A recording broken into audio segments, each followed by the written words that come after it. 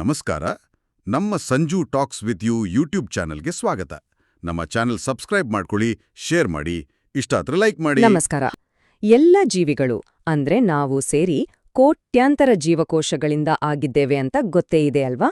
ಆದ್ರೆ ಒಂದು ಜೀವಕೋಶದಿಂದ ಇನ್ನೊಂದು ಹೇಗೆ ಹುಟ್ಕೊಳ್ಳುತ್ತೆ? ನಮಗೆ ಗಾಯವಾದಾಗ ಆ ಜಾಗದಲ್ಲಿ ಹೊಸ ಚರ್ಮ ಹೇಗೆ ಬರುತ್ತೆ?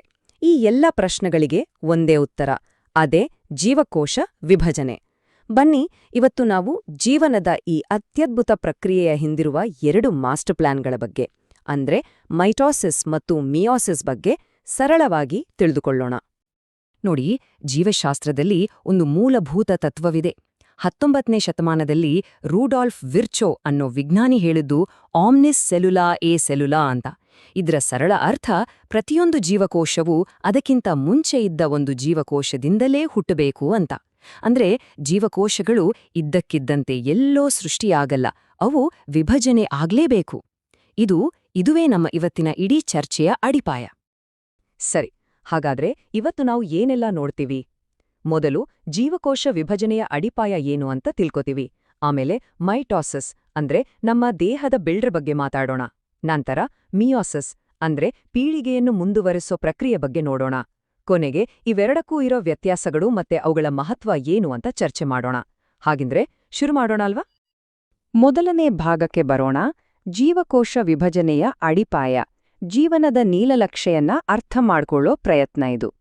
ಇಲ್ಲಿ ಜೀವಕೋಶ ವಿಭಜನೆ ಅಂದ್ರೆ ಏನು, ಅದು ಯಾಕೆ ಅಷ್ಟು ಮುಖ್ಯ ಅನ್ನೋದನ್ನ ಮೊದಲು ನೋಡೋಣ.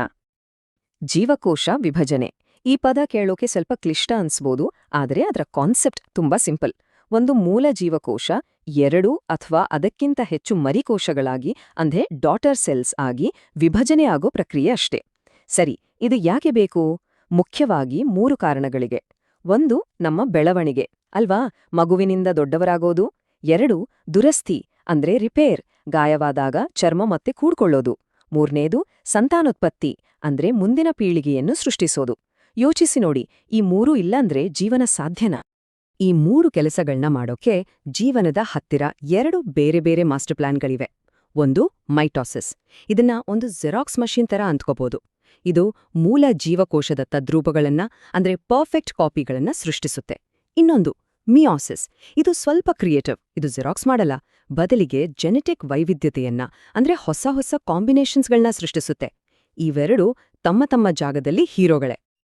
ಸರಿ, ಈಗ 2ನೇ ಭಾಗಕ್ಕೆ ಹೋಗೋಣ.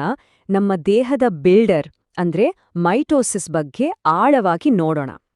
ಇದು ಹೇಗೆ ಕೆಲಸ ಮಾಡುತ್ತೆ ಅಂತ ತಿಳಿದುಕೊಳ್ಳೋಣ ಬನ್ನಿ. ಮೈಟೋಸಿಸ್, ಇದಕ್ಕೆ ಸಮಾನ ವಿಭಜನೆ ಅಥವಾ ಇಂಗ್ಲಿಷ್ನಲ್ಲಿ ಈಕ್ವೇಷನಲ್ ಡಿವಿಷನ್ ಅಂತಾನೂ ಹೇಳ್ತಾರೆ. ಯಾಕಂದ್ರೆ ಇಲ್ಲಿ ಲೆಕ್ಕಾಚಾರ ತುಂಬಾ ಸಿಂಪಲ್. ಒಂದು ಮೂಲಕೋಶ ಅಂದ್ರೆ ಪೇರೆಂಟ್ ಸೆಲ್ ವಿಭಜನೆ ಆದ್ಮೇಲೆ ಹುಟ್ಟುವ 2 ಮರಿಕೋಶಗಳಲ್ಲೂ ಅಷ್ಟೇ ಸಂಖ್ಯೆಯ ಕ್ರೋಮೋಸೋಮ್ಗಳು ಇರ್ತವೆ. ಅಂದ್ರೆ 2n ಇದ್ರೆ 2n ಆಗೇ ಉಳಿಯತ್ತೆ. ಇಲ್ಲಿ ಏನೂ ಬದಲಾವಣೆ ಆಗಲ್ಲ, ಒಂದು ಪರ್ಫೆಕ್ಟ್ ಕಾಪಿ ಅಷ್ಟೇ. ಹಾಗಾದ್ರೆ ಈ ಥರ ಪರ್ಫೆಕ್ಟ್ ಕಾಪಿಗಳು ನಮಗೆಲ್ಲ ಎಲ್ಬೇಕಾಗತ್ತೆ? ಯೋಚಿಸಿ, ನಮ್ಮ ಬೆಳವಣಿಗೆಗೆ ಅಲ್ವಾ? ಚರ್ಮ, ಮೂಳೆ, ಮಾಂಸಖಂಡ ಎಲ್ಲ ಬೆಳೆಯೋಕೆ ಇದು ಬೇಕು.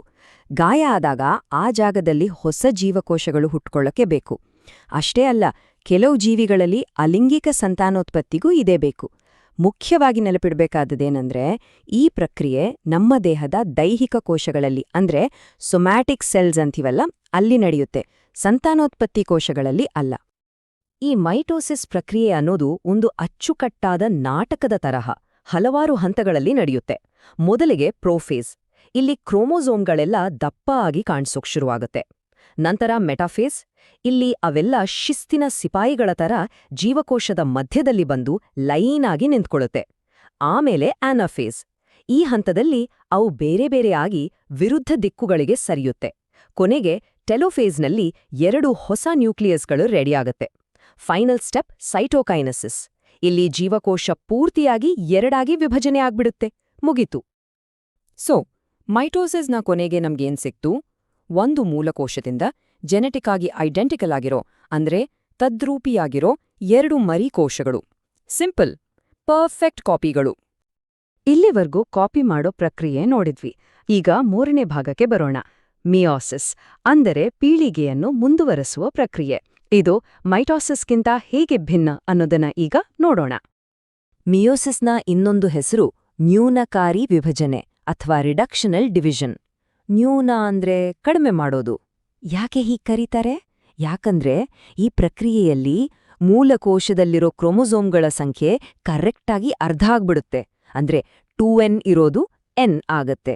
ಇದು ಮಿಯೋಸಿಸ್ನ ಅತಿದೊಡ್ಡ ವಿಶೇಷತೆ. ಸರಿ, ಕ್ರೋಮೊಸೋಮ್ಗಳ ಸಂಖ್ಯೆಯನ್ನ ಯಾಕೆ ಅರ್ಧ ಮಾಡ್ಬೇಕು? ಯೋಚಿಸಿ. ಲೈಂಗಿಕ ಸಂತಾನೋತ್ಪತ್ತಿಗಾಗಿ. ಇದೊಂತರಹ ಅಡಿಗೆ ರೆಸಿಪಿ ಇದ್ದ ಹಾಗೆ.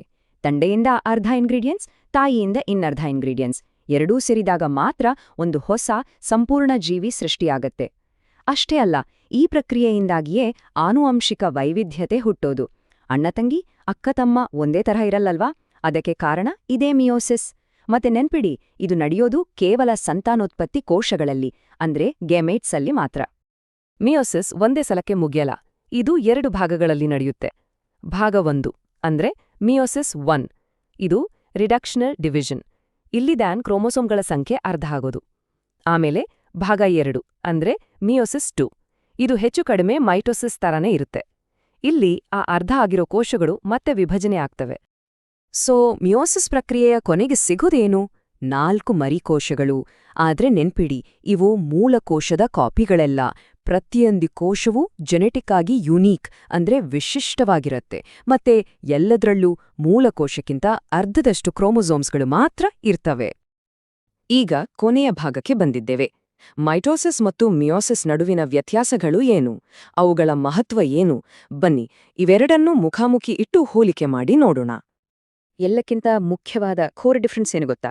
ಮೈಟೋಸಿಸ್ ಅಂದ್ರೆ 1 ವಿಭಜನೆ, 2 ತದ್ರೂಪಿ ಕೋಶಗಳು. ಸಿಂಪಲ್. ಮಿಯೋಸಿಸ್ ಅಂದ್ರೆ 2 ವಿಭಜನೆಗಳು, 4 ವಿಶಿಷ್ಟ ಕೋಶಗಳು. ಇದಿಷ್ಟನ್ನು ನೆನ್ಪಿಟ್ಕೊಂಡ್ರೆ ನಿಮ್ಗೆ ಅರ್ಧ ಕಾನ್ಸೆಪ್ಟ್ ಅರ್ಥ ಆದ ಹಾಗೆ. ಈಗ ಈ ಟೇಬಲ್ ನೋಡಿ, ಎಲ್ಲವೂ ಸ್ಫಟಿಕದಂತೆ ಕ್ಲಿಯರ್ ಆಗತ್ತೆ. ಇದು ಪರೀಕ್ಷೆಗಳಿಗೆ ಅಂತೂ ಬಹಳ ಮುಖ್ಯ. ನೋಡಿ, ಮೈಟೋಸಿಸ್ ನಡೆಯೋದು ನಮ್ಮ ದೈಹಿಕ ಕೋಶಗಳಲ್ಲಿ. ಆದ್ರೆ ಮಿಯೋಸಿಸ್ ಸಂತಾನೋತ್ಪತ್ತಿ ಕೋಶಗಳಲ್ಲಿ. ವಿಭಜನೆಗಳ ಸಂಖ್ಯೆ ಮೈಟೋಸಿಸ್ನಲ್ಲಿ 1, ಮಿಯೋಸಿಸ್ನಲ್ಲಿ 2. ಮರಿಕೋಶಗಳು ಮೈಟೋಸಿಸ್ನಲ್ಲಿ 2, ಮಿಯೋಸಿಸ್ನಲ್ಲಿ 4. ಕ್ರೋಮೊಸೋಮ್ ಸಂಖ್ಯೆ ಮೈಟೋಸಿಸ್ನಲ್ಲಿ ಸೇಮ್ ಟು ಸೇಮ್, ಮಿಯೋಸಿಸ್ನಲ್ಲಿ ಅರ್ಧ. ಕೊನೆಯದಾಗಿ ಜೆನೆಟಿಕ್ ಮಾಹಿತಿ. ಮೈಟೋಸಿಸ್ನಲ್ಲಿ ಯಾವುದೇ ಬದಲಾವಣೆ ಇಲ್ಲ, ಆದ್ರೆ ಮಿಯೋಸಿಸ್ ವೈವಿಧ್ಯತೆಯ ಹರಿಕಾರ. ಸೊ ಕೊನೆಗೆ ಇವೆರಡರ ಮಹತ್ವ ಏನು ಅಂತ ಒಂದೇ ಮಾತಲ್ಲಿ ಹೇಳೋದಾದ್ರೆ, ಮೈಟೋಸಿಸ್ ಅಂದ್ರೆ ಬೆಳವಣಿಗೆ ಮತ್ತು ದುರಸ್ತಿ, ಇದು ಸ್ಥಿರತೆಗಾಗಿ. ಮಿಯೋಸಿಸ್ ಅಂದ್ರೆ ಸಂತಾನೋತ್ಪತ್ತಿ ಮತ್ತು ವೈವಿಧ್ಯತೆ, ಇದು ಬದಲಾವಣೆಗಾಗಿ. ಒಂದು ಸ್ಥಿರತೆ, ಇನ್ನೊಂದು ಬದಲಾವಣೆ. 2 ಜೀವನಕ್ಕೆ ಅತ್ಯಗತ್ಯ. ಹಾಗಿದ್ರೆ ಒಂದು ಕೊನೆಯ ಪ್ರಶ್ನೆಯೊಂದಿಗೆ ಈ ಚರ್ಚೆಯನ್ನ ಮುಗಿಸೋಣ. ಜೀವನ ಮುಂದುವರಿತಾ ಇರೋದಿಕ್ಕೆ ಯಾವುದು ಹೆಚ್ಚು ಮುಖ್ಯ ಅಂತ ಅನ್ಸುತ್ತೆ? ಮೈಟೋಸಿಸ್ನ ತರಹ ಪರ್ಫೆಕ್ಟ್ ಕಾಪಿಗಳನ್ನ ಮಾಡ್ತಾ ನಮ್ ದೇಹವನ್ನ ಸ್ಥಿರವಾಗಿಟ್ಕೊಳ್ಳೋದಾ? ಅಥವಾ ಮಿಯೋಸಿಸ್ನ ತರಹ ಅಂತ್ಯವೇ ಇಲ್ಲದ ವೈವಿಧ್ಯತೆಯನ್ನ ಸೃಷ್ಟಿ ಮಾಡ್ತಾ ಬದಲಾಗೋ ಪರಿಸರಕ್ಕೆ ಹೊಂದ್ಕೊಳ್ಳೋದಾ? ಬಹುಶಃ ಇದಕ್ಕೆ ಸರಿಯಾದ ಉತ್ತರ ಈ ಇವೆರಡರ ನಡುವಿನ ಒಂದು ಅದ್ಭುತವಾದ ಬ್ಯಾಲೆನ್ಸ್ನಲ್ಲಿ ಇರ್ಬೋದಲ್ವಾ? ಈ ಬಗ್ಗೆ ಯೋಚನೆ ಮಾಡಿ.